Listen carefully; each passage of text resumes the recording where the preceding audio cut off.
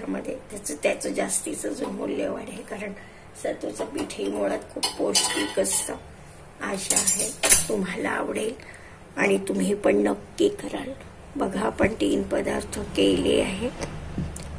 हे आपले तिखट प्रकारचे म्हणू शकता तुम्ही, सरबत आणि सत्तूचं दह्यातलं पीठ आणि हे चॉकलेट फ्लेवरचं एक थोडंसं सगळं ड्रायफ्रुट्स वगैरे घालून. तर आशा आहे तुम्हाला आवडेल आणि तुम्ही नक्की करून बघा. खूपच सुंदर दिसतंय हे. चला, आशा करते की तुम्हाला आवडलं असेल आणि तुम्ही नक्की करून. हेमाज पारंपरिक रेसिपीज मध्ये आपलं मनपूर्वक स्वागत आहे. आणि आज मी तुम्हाला दाखवणार आहे सत्तूच्या पिठाच्या 2 रेसिपी. तर प्रथम आपण करूया सरबत. सरबतासाठी आपण एका ताटलीत वेगळं थोडं साहित्य घेतलेलं आहे. हे कोथिंबीर, मिरची, आलं, खोबरं, थोडंसं चमचाभर शेंगदाणे आणि हे कांदे आहे, हे पण आपल्याला टाकायचे. याच्यात आपण एक थोडीशी मिरची घेतली आहे, ही आपण घालू. बघा, आता आपण या मिक्सरच्या छोट्या पॉटमध्ये कांदा, कोथिंबीर आणि हे आपलं विडा, जो आपण ज्याचा विडा खातो त्याच्या पानाचा तुकडा टाकलेला आहे. हा घरचाच आहे, हा घरचंच पान आहे. आणि शेंगदाणे टाकलेले आहे, शेंगदाणे टाकले, थोडं खोबरं कीस टाकलं आहे आणि कांदे टाकले चमचाभर. आणि आता मी सत्तूचं पीठ घालते. त्याच्या आधी मी घालते थोडंसं जिरं, पाव चमचा जिरं, काळं मीठ घालते मी. थोडंसं खोबरं, चमचाभर साखर घालते, अजून 1 चमचा घालते. याच्यात मी आल्याचा किस घातला. तुमच्याकडे ताजं आलं नसेल तर तुम्ही सुंठ पावडरही घालू शकता. हा साधारण 1 चमचा आणि हे 2 चमचे, म्हणजे छान जरा घट्टसर होईल. आणि आता 1 चमचा, 2 चमचे आणि 3 चमचा आपण पाणी घातलेलं आहे. आणि आता आपण याला मिक्सर मधून फिरवून घेऊयात. आधी आपण थोडंसं साधं आणि आता थोडं पाणी घातलंय आपण, अर्धा ग्लास. आणि आता आपण ह्याच्यात घालत आहे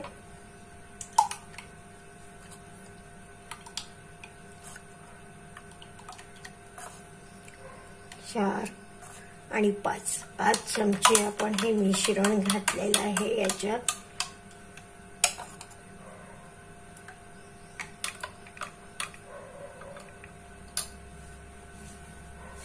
तुमच्याकडे लिंबू असेल तर तुम्ही लिंबू घालू शकता. माझ्याकडे लिंबू नाही आहे म्हणून मी घातलेलं नाही आहे. आता बघत आहे,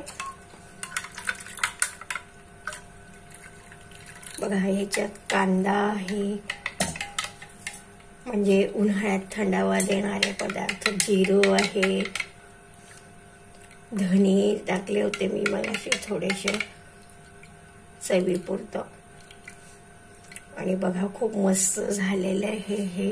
ह्याच्यावर आणि थोडंसं कोथिंबीरचे पानं ते याच्यात, 2-3 बर्फाचे खडे आणि छान वाळलेला कढीपत्ता, त्याचा क्रंच छान लागतो. आणि अशा तऱ्हेने मी हे सरबत केलेलं आहे सत्तूच्या पिठाचं. मस्त लागतंय हे. ह्याच्यात तुमच्या समोरच सगळं टाकलंय, धने, जिरे वगैरे, आणि थोडं किंचित पानाची टेस्ट घातली आहे त्याच्यामध्ये, खूप छान लागते. आता आपण दह्यामधलं सत्तूचं पीठ करणार आहे, जे पारंपरिक पद्धतीने नेहमी केलं जातं. हे आपण इथे ठेवूया. आणि आता ह्या बाउलमध्ये मी हे उरलेलं सगळं घेऊन घेते.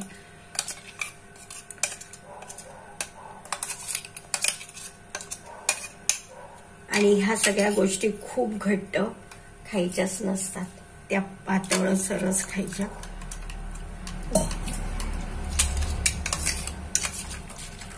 हे बघा, हे साधारण पातळ आपण केलेलं आहे. याच्यात आपण घालणार आहे दही, थोडंसं चवीपुरतं.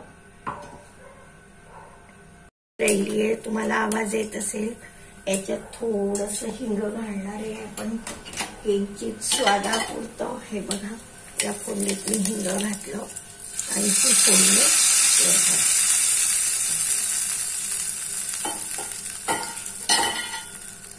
याला म्हणतात फोडणीचं सातूचं पीठ.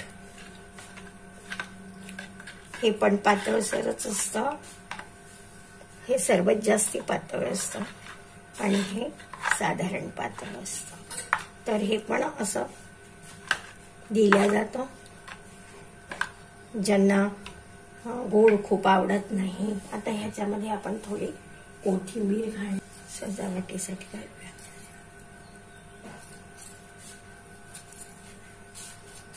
आणि तुमच्याकडे जर डाळिंबाचे दाणे असतील तर ते पण तुम्ही याच्यात घालू शकता. कुठलेही फळ म्हणजे जे तुम्हाला आवडत असेल त्याचे थोडेसे बारीक पीसेस करून तुम्ही ह्याच्यात घालू शकता. बघा, आता आपल्या 2 रेसिपी झाल्या, सरबत आणि फोडणीचं सातूचं पीठ. आणि आता तिसरं दूध घातलं, मी दाखवते. आतापर्यंत आपण सरबत याचं सातूचं सरबत बनवलेलं आहे आणि फोडणीचं सातूचं पीठ बनवलं आहे थोडं दही घालून. आता आपण दूध घालून पारंपरिक पद्धतीचं सातूचं पीठ करणार आहोत. हे सगळं खूप पौष्टिक आहे बरं का, आणि ह्याच्यात खूप म्हणजे कॅल्शियम आहे, आयरन आहे. याच्यात सगळी जीवनाला आवश्यक जेवढी काही जीवनसत्व आहेत ती सगळी ह्याच्यामध्ये आहेत आणि खूप छान लागतं हे. आणि आता आपण करणार आहोत थोडासा वेगळा टच देऊन, दुधाचंच पण थोडं वेगळ्या प्रकारचं. याच्यात आपण अर्धा कप दूध घातलेलं आहे आणि ह्याच्यात आपण थोडं पाणी पण घालणार आहे, साधारण अर्धा कपच. आणि याच्यात साखर आपण टाकलेलीच आहे, तुमच्या समोरच आपण साखर टाकली आहे. आणि आता आपण घालत आहोत सातूचं 2 मोठे चमचे भरून पीठ. आणि याला हे असं छान एकसारखं करून घ्यायचं. आणि हे जरा पारंपरिक पद्धतीमध्ये घट्टसर आणि दाखवते तुम्हाला. आता आपण ह्याच्यामध्ये थोडासा चॉकलेट फ्लेवर घालत आहे, थोडासा. लहान मुलांना प्यावंसं वाटावं, मोठ्या माणसांनी आवडतो चॉकलेट फ्लेवर.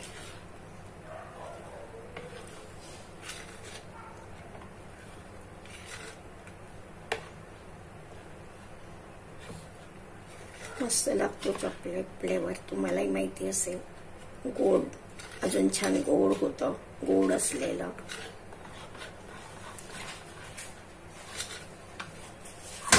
हे दूध कोमट आहे त्याच्यामुळे चॉकलेट फ्लेवरचं ते विरघळेलच त्याच्यात. आणि ह्याच्यामध्ये थोडंशी अजून चवीसाठी मी किंचित हे घालते आहे, आपलं केशर धागे घालते थोडेसे, केशर धागे थोडेसे.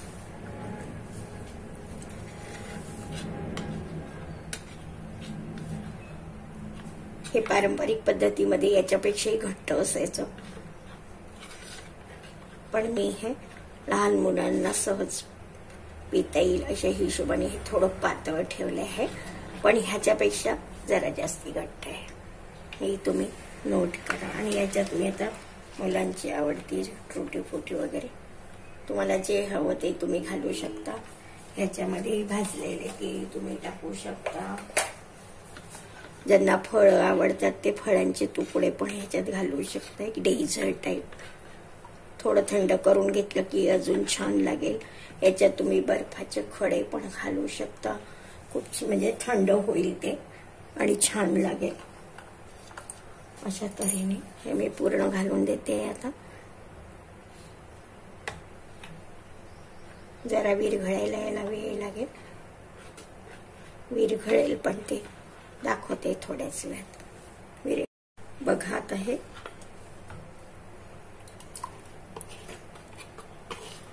अजून चव येईल, दाखवते. आता आपण ह्याच्यात हे तुकडे टाकू याच्यात ड्रायफ्रुट्सचे आणि हे सगळं टाकूया. सीड्स या हे सगळं पौष्टिक असतं, तुम्हाला तर माहितीच आहे. आणि सातूच्या पिठामध्ये त्याचं जास्तीचं जो मूल्य वाढेल, कारण सातूचं पीठ हे मुळात खूप पौष्टिक असतं. आशा आहे तुम्हाला आवडेल आणि तुम्ही पण नक्की कराल. बघा, आपण 3 पदार्थ केले आहेत. हे आपले तिखट प्रकारचे म्हणू शकता तुम्ही. सरबत आणि सातूचं दह्यातलं पीठ आणि हे चॉकलेट फ्लेवरचं एक थोडंसं सगळं ड्रायफ्रुट्स वगैरे घालून. तर आशा आहे तुम्हाला आवडेल आणि तुम्ही नक्की करून बघा. खूपच सुंदर दिसतंय हे. चला, आशा करते की तुम्हाला आवडलं असेल आणि तुम्ही नक्की करून